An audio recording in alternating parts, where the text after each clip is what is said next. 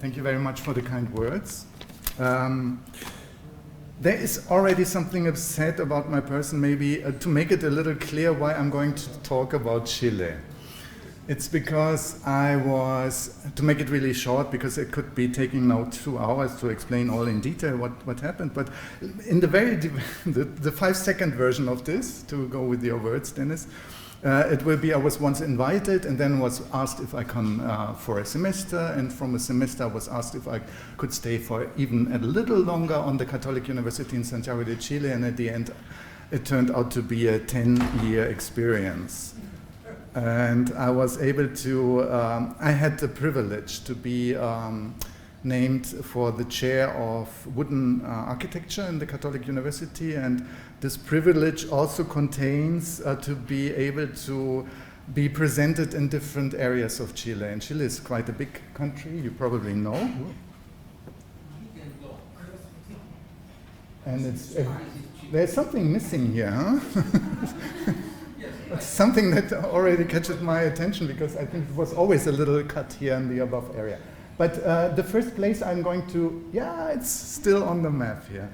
This is Chile. It's probably you know it. This is Pacific coast. There are the Andes, and this is the rest of the cone of South America, which has not been shown here. So Argentina, for instance.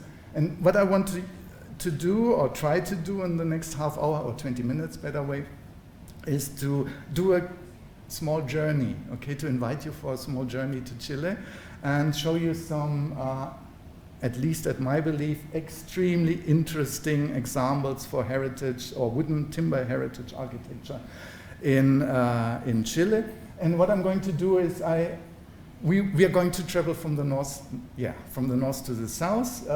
Remember, this is the southern hemisphere. Here it's warm, dry, hot, not only warm, dry, and desert-like. And when we go at the end to Patagonia, it starts to be dry again, but it's tundra dry, so little vegetation, specifically here. But in between, specifically here, and I have the honor to say that the next presenter already also has something, was visiting the churches in Chiloé I'm going to speak about too.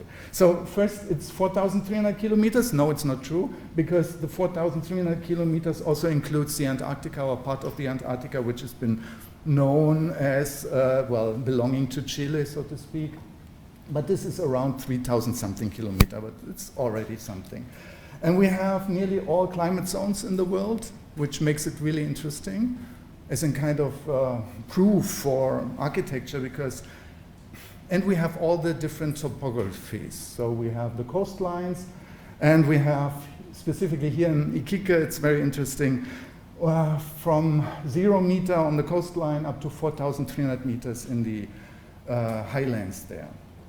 And this repeats towards through all the lengths of Chile. So always we have, of course, here the coastal region, and then we're going to have the higher mountain areas. So let's start. First chapter of our small journey will be Iquique, which is here I have to, not to forget too much, I have to have a look here on my sketches and some words I've written here. This is the capital of the region here. Probably you know the Atacama Desert, which is exactly more or less been starting here in the highlands, which is known to be the second driest climate in the world, so extremely dry north area. And Iquique is important as a city, and I'm going to talk about the timber construction there too, and the heritage of timber construction, because it's the hub. It was the hub for the saltpeter and other mining products that are going to be shipped, extracted, taken here from between other areas, of course, the desert of Atacama, which has still been one of the most important areas where they have the minings in Chile. And Iquique was one of the major ports to export all the materials towards all the world. Here you get an idea of how Iquique looks like. Those are the highlands. It raises up to more than 4,000 meters there in the background. where most of the mines are still been in use or still be producing or mining copper, salpeter, and other materials. Salpeter not longer, because you probably know that it's been replaced by a chemistry process.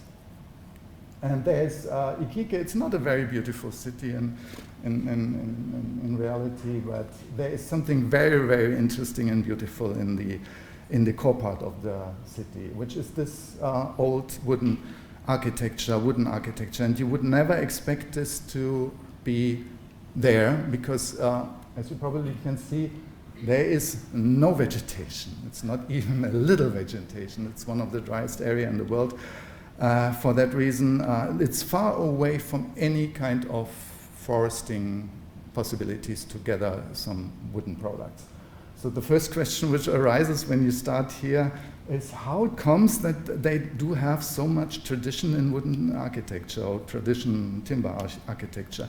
And that has to do, to make it short, because we have to pass by 6 other locations, I have to make it short. It was due to the fact that the boats, when they ship the copper and other products basically to the US, but partly also to Europe, they require for coming back some ballast. And what they used, and the cheapest way was to fill up the boats, the ships, with sawn timber.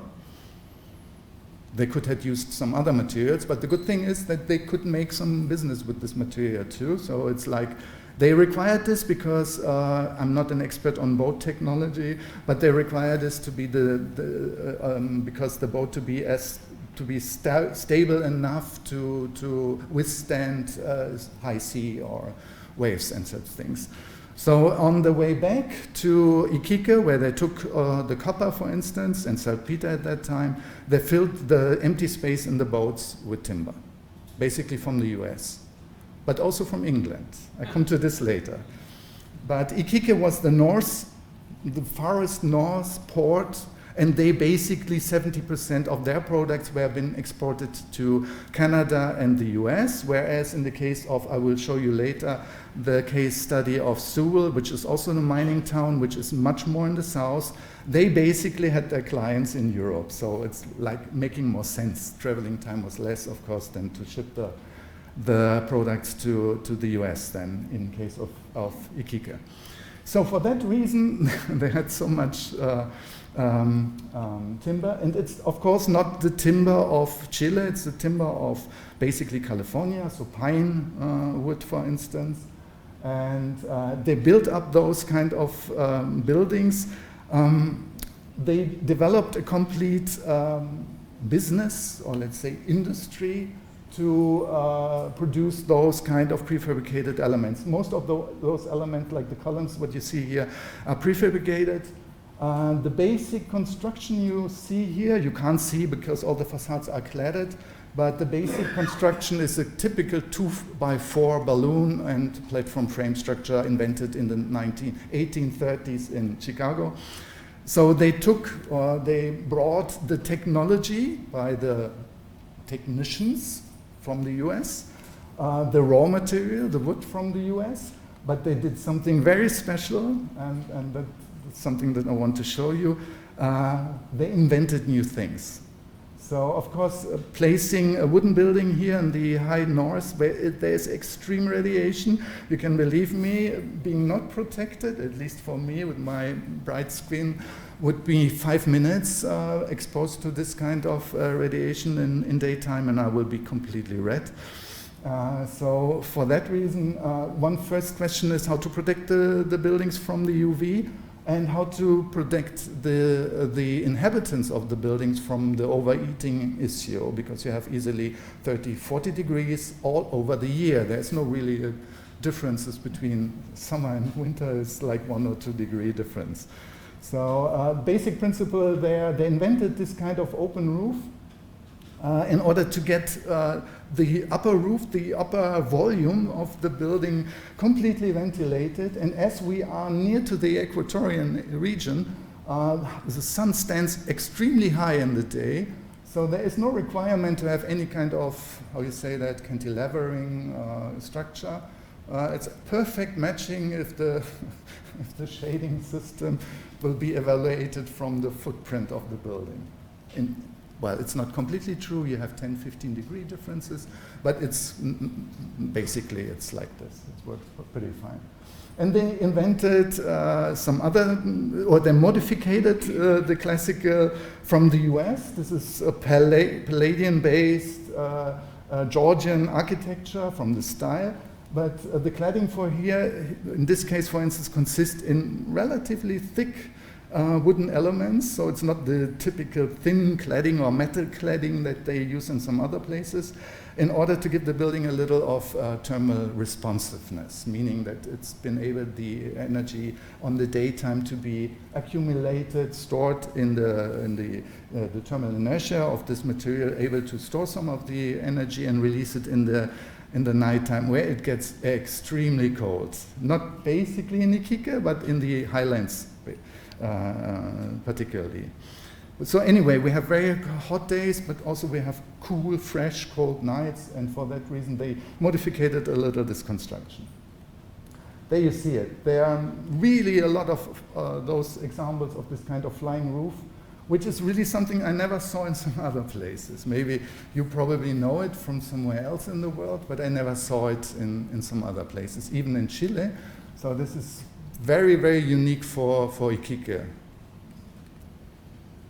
And they had this inner patios, which is, of course, a translation, if you want, from classical Arab architecture to protect it from the evil outside with the high radiation, and to put some in this open courtyards. It's not open; it's even partly. Some of them are closed with the glazing structures above, in order to generate some kind of microclimate, with some plants, with some water, even though water is scarce, of course, and to produce a kind of inner living. So instead of being able to use the outside of the buildings because of the harsh climate, they tend to use the inside of the building, which is also here been shown. This is nowadays it's a restaurant, but it was a palace for some rich people, of course, built up in some kind of Moorish style, as you see here. So life took place, or still takes place, in the inside. Yeah, I could talk hours, but we have to continue. The next project I want to show you, it's a kind of 600 kilometers, 500, 600 kilometers way to the south. And for, I believe, a really amazing project that is not yet that known outside of South America, unfortunately. It's called the Ciudad Abierta, the open city. And this was a project from the university, the Catholic University in Valparaiso, which is, here. Give me a second, please.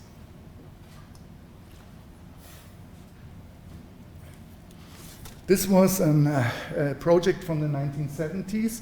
It started even earlier, but it became a project of architecture school in the 1970s, in the beginning of the 1970s, to change the education of architecture. So the Catholic University in Valparaiso, what they did, they invited not only architects, there were poets, painters, sculptors, and philosophers to change from the classical, how you could say that, classical scheme, how to educate architects, into something new. It has to do, of course, with 68, with the hippies, with everything, with the freedom. It also, of course, it's in the time where, politically speaking, there was a big experiment also going on in Chile at that time. And what they did, they took over land directly on the coastline, which was illegally been taken by the school or by the founders of this project. And they used this terrain, or this land, to provide this possibility to educate the students in a different way. So what they did is they explored these areas. There are dunes, there's a coastline, there's a Pacific coast. It really looks a little like in this old photo it's been shown. And They did some kind of manifestations. So the architecture project, what should have been done with the poets, with the painters, with the philosophers, with the architects and the students, started always with a kind of a manifestation of poetry or something like this. So they worked with the area, with the nature they found here, in order to keep delivering some kind of first architectural ideas. So it was never like the architect is proposing something, but let's say the community is proposing something. And I will show you some example. It also looks like this. And I found this here from one of the founders of the school, Alberto Cruz Covarrubias, which is an Argentinian poet. And he said, which I found absolutely perfect matching here for our Congress, what he's been saying here with some free interpretation of its Spanish, it's saying, as we have been living in a continent, in a region where there is no pantheon, where there is no kind of heritage architecture, historical, blooming, flooring architecture. What we need to do, we have to replace this kind of tradition, this heritage, with something completely different, and that it's the poetry, it's the poesia. So yeah, replacing something that is missing in that case with something that they had here the possibility to deal with. So that's somehow a view here to the whole concept or the total area. And some of the buildings, they started building in the late 60s. They became famous for this and have it officially founded in the beginning of the 70s, but they started earlier. And this is one of the oldest buildings. It's called La Hospederia de la Entrada. It's the inn of the entrance. It was the guest house for all other poets and architects and other students coming. There is one possibility. They built several inns or hotels or pensions or how you call it, guest houses. And it's not a classical building, as you see. It's not completely closed. That was never the idea, to go for some conventional idea of architecture. Instead, it's like platforms where you can use your sleeping bag, basically. There are no toilets. It's only about the architectural form or idea here behind. Some other projects I rapidly going to pass through here. This is again the Hospederia de la Entrada, but some other intervention from the students were to put those pipes here, because we have always strong winds from the Pacific. And the first time I was there, I was so impressed.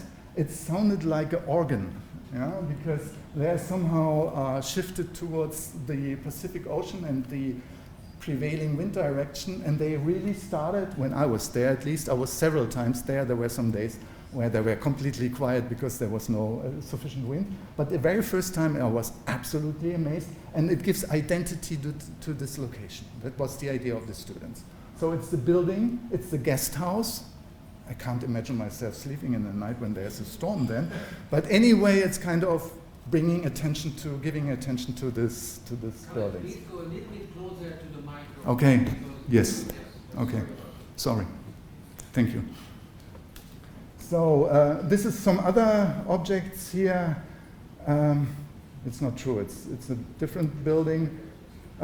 Some of those buildings are been renovated, some are been decaying, so it's not the idea to keep the buildings. If they prove to be good, they are going to be renewed or renovated at least, like in the case of this inn of the guest house, what I showed you. This also is the second version of the building. The first one was built in '72, if I'm not confused. And recently they replicated this because it was made out of wood, of course, and it was a little decaying. This is the cementerio, the place where the founders are been buried. Is this the correct word in English? Buried, yeah, thank you. Some of the founders, not all, but some of them. This is the church on open air church, or Capilla de Aire Libre. I think you get a little the idea. It's always about architectonic ideas, and it's always about a kind of approach which not includes the individual person deciding, but it's kind of a process where they start with the poetry, with poetic intervention or a musical intervention, and from that, step by step, they do start to define architectural schemes, which later on will be built, or sometimes they never build it. So they never continue to the next step there. There are some more recent buildings. They do not have any name, so I can't tell you how they have been internally called. Also this and that. And some last remark here on this. What they also they invented in the end of the 60s already. It's called travessia. So each student of architecture is required to go for a long trip within his generation, within his group of students. What they do is they explored South America, and they are still doing this, still exploring South America. There are magical pictures, I do not have the time now to show you, but where they've been in the Arctic part of Chile, or they went to Patagonia, or they went to Tierra del Fuego, so in the very south, or even going to Argentina or to Brazil. And they did what they did here in Chile, they did that in some other areas too. And the idea was that this is kind of a manifestation which do not keep in time. So the idea is it's an intervention in time, and of course with the time those architectural ideas will be taken over by the nature again. And there's a lot of interesting movies and pictures about this kind of travessias. So next thing, Sewell. I already talked about the mining issue here in Iquique. There's another extremely interesting thing, and not that much known, even less known than maybe the Ciudad Abierta in Ritoque. It's the mining city or town Sewell. This was one of the largest copper deposits nearby here too, or in this area, which is around 100 kilometers south from Santiago de Chile, from the capital, which could be imagined here somewhere. And it was built in the late 19th century as an idea, of course, to take out the copper here, to use it as a mining city. And it requires, of course, all possible and required infrastructure in the main times, there were 14,000 people working here. There were thousands hundreds of buildings, remaining nowadays only kept over 50 of them, which is a big pity because there are some old photos where you see those kind of typologies that you see here, and I'm going to show you in the next slides, is also been put here everywhere. So this was really a big city in comparison. It's again balloon frame architecture. It's a combination of skeleton construction, and all those kind of outer walls have been made of balloon frame. And it's amazing, up to 6 floors high, which is even for nowadays standards, using platform frame or balloon framing, quite unusual. And well, it's like some of those other examples too. This is part of the World Heritage. In this case, I will show you some other examples for World Heritage projects a little later. This is a UNESCO World Heritage project from 2006, or gained this qualification. As I said, balloon frame construction, highly prefabricated. They used nearly always the same standard windows. Even though I'll show you some other photos, it never looks boring. It's really amazing. But it's if you consider once, or you check, that it's really always the same architectural element they used. But the result is, of course, absolutely something else than monotonous. So, yeah. Okay. This is the so-called camarotes, which is the single workers. Some of the workers came with their families.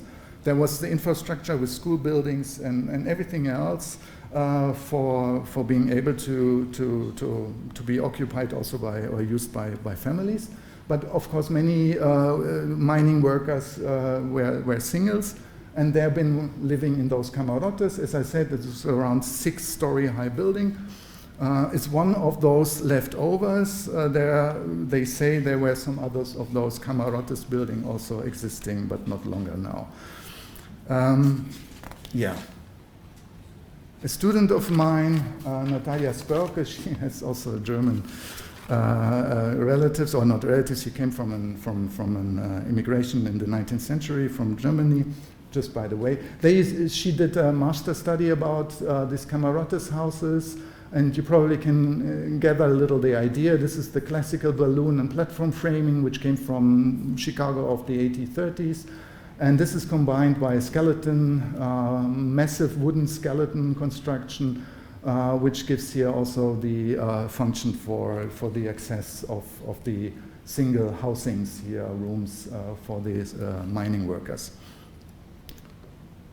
And I found it amazing. First, as I already told you, something that you require to check your photos again to be clear of that it's always the same window, and some other elements are always repeating, but it doesn't look like it like a repeated structure, monotonous structure. As I said already, it was cheap. It was of course economic. That was the basic idea for this mining town. And they used basically something very cheap to differentiate the buildings. In this case, it was, of course, color. And sometimes the cladding is different because we have very, very harsh conditions here, wind, rain, and such things, and terremoto, earthquakes also. So firstly, the construction has to be resistant to all those external forces. And secondly, of course, the cladding, the outer cladding of the buildings required to be resistant too. So sometimes it's plaster, sometimes it's corrugated metal as claddings. I will show some more examples. And the amazing thing what happened here, for me as an architect, is that because I have to read it because it's a little difficult for my English here to tell you this, they used the contour lines of the topography, which is of course very, very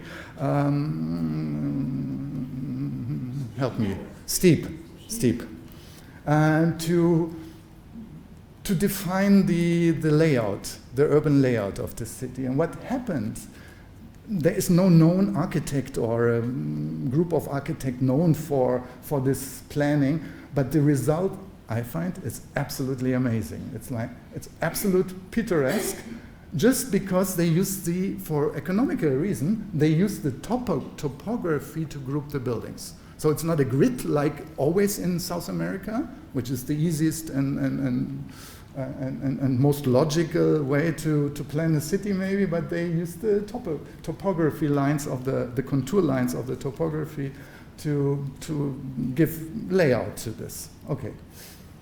There you see the corrugated sheets. Those are the of course, the industrial buildings, so to speak, where they do some processing on the mining products. And okay. Chiloé. I could talk an hour on this, but I will try to make it really, really rapidly. Yeah. Chiloé, it's now in the south. We are here. It's the biggest island in Chile. It's 160, 180 kilometers of length. Was been occupied, sorry, I need to tell you at least a little. It was the capital city of Castro, where the immigration ended basically from Europe, of course. So there was a taking over of this unexplored territory in the 17th century. And the missionary orders were basically the Jesuits and Franciscans, just that you know a little bit. And all the other islands here and the symbols of the churches do mean that there were some kind of boat procession once in a year happening, starting from Castro. The aim was to colonize and give Catholic religion to the people living here. You have minus 2 minutes. Oh, okay. I give you some impressions only. Okay, that's the main church, all in wood. Interesting is they completely repeated the massive construction, which doesn't make sense in case of a lightweight material like wood. We'll show you some example. It's everything built out of wood, even though the altar, of course, all the mobiliar was built out of wood. Here you see a little the construction. It's a combination of both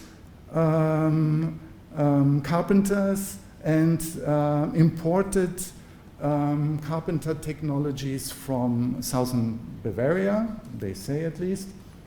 I'll give you some ideas of the churches. There's always a kind of scheme here, which is kind of open structure here for the entrance of the church.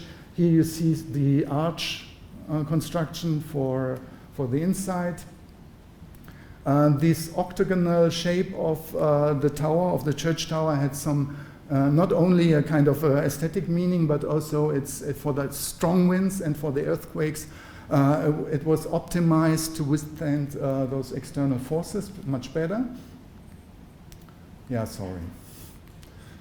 I just give you now some impressions. I could talk hours now, but yeah, I know. I don't have the time. And last but not least, the estancias. We are in Tierra del Fuego.